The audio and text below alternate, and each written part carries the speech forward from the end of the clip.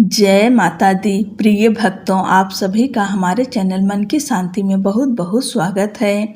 आज आप सब माघ मास कथा का 13वां अध्याय सुनेंगे।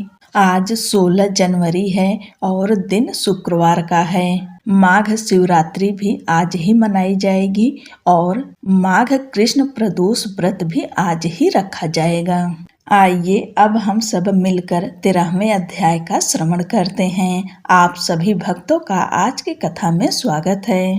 माघ मास महात्म का 13वां अध्याय। विकुंडल कहने लगा कि तुम्हारे वचनों से मेरा चित्त अति प्रसन्न हुआ है, क्योंकि सज्जनों के वचन सदैव गंगा जल के सदृश पापों का नाश करने वाले होते हैं। उपकार करना तथा मीठा बोलना सज्जनों का स्वभाव ही तो होता है। जैसे अमृत मंडल चंद्रमा को भी ठंडा कर देता है। अब कृपा करके यह भी बतलाइए कि किस प्रकार मेरे भाई का नरक से उद्धार हो सकता है। तब दूत कुछ देर ज्ञान दृष्टि से विचार कर मित्रता रूपी रस्से से बंधा हुआ बोला कि हे वैश्य, यदि तुम अपने भाई के लिए स्वर्ग की कामना करते हो तो जल्दी ही अपने 8 जन्म के पुण्य फल को उसके निमित्त अर्पण कर दो। तब विकुंडल ने कहा कि हे दूत, वह पुण्य क्या है और मैंने कौन से जन्म में और कैसे किया है, सो सब बतलाओ, फिर मैं अपना पुण्य अपने भाई को दे दूंगा। दूत कहने लगा कि हे वैश्य सुनो, मैं तुम्हारे पुण्य की सब कथा कहता हूँ। पूर्व समय में मधुवन में साल्की नाम का ऋषि था। वह बड़ा तपेश्वरी ब्रह्मा के समान तेज वाला था।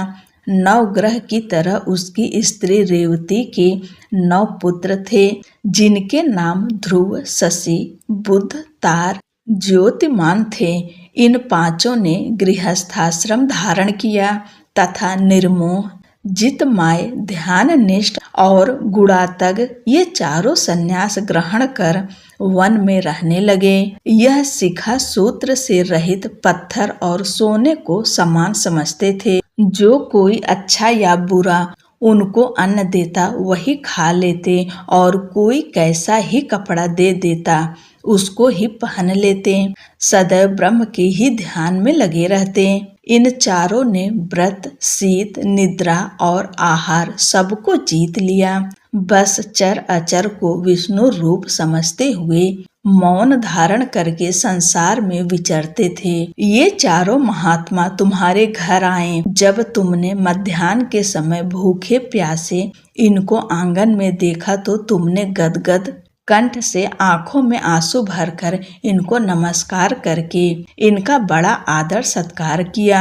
इनके चरणों को धोकर बड़े प्रेम से तुम इनसे कहने लगे कि आज मेरे अहो भाग्य है, आज मेरा जन्म सफल हुआ, मुझ पर भगवान प्रसन्न हुए, मैं सनाथ हुआ, मेरे माता पिता पत्नी पुत्र गौ आदि सभी धन्य हैं, जो आज मैंने हरि के सदृश आपके दर्शन किए। सो हे वैश्य, इस प्रकार तुमने श्रद्धा से उनका पूजन किया और चरण धोकर जल को मस्तक से लगाया। फिर विधि पूर्वक इनका पूजन करके तुमने इन सन्यासियों को भोजन कराया। इन सन्यासियों ने भोजन करके रात को तुम्हारे घर में विश्राम किया और ब्रह्मा के ध्यान में लीन हो गए।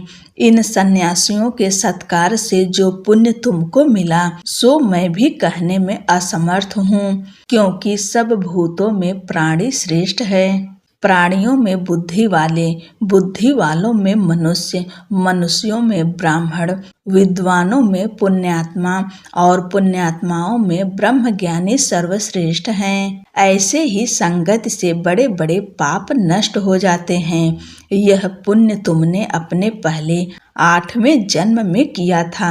सो यदि तुम अपने भाई को नरक से मुक्त कराना चाहते हो तो यह पुण्य दे दो। सो दूत के ऐसे वाक्य सुनकर उसने प्रसन्न चित्त से अपना पुण्य अपने भाई कुंडल को दे दिया और वह नरक से मुक्त हो गया और दोनों भाई देवताओं से पूजित किए गए।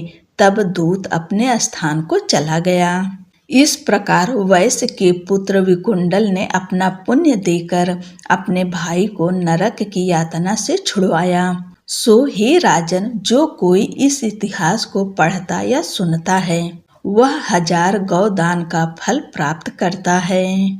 बोलो लक्ष्मी नारायण की जय। आज की कथा यहीं पर समाप्त होती है। अगली कथा अगले की वीडियो में सुनेंगे। तब तक के लिए जय श्री कृष्ण, राधे राधे।